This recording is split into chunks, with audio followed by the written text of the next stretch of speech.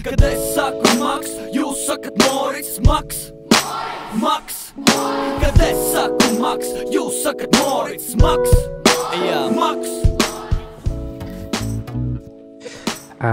Es esmu Maks. Un es esmu Morits. Maks. Un Morits. Tad runā, nu? Un mēs gribam izstāstīt jums stāstu par diviem nedarbniekiem, kuru oriģinālajā versijā 1865. gadā radīja Vilhelms Bušs. Un latviešu valodā to atzīja Aspazija. Taču šodien šo muzikālo nedarbu pārveidojuši komponisti Jānis Čirsis un Andris Sējāns. Un kopā ar režisoru Anci Kukulu-Sniķeri uzbursim ne tikai kārtīgu ālēšanos un nedarbu pastrādāšanu, bet arī atpazīsim kļūdas un mācīsimies no tām. Kļūdas. Izrādes laikā skolēniem būs iespēja piedalīties notikuma attīstībā, vērtējot katru no nedarbiem un lemt, ko darīt ar nedarba pastrādātājiem. Pirmais nedarbs tiek beigts.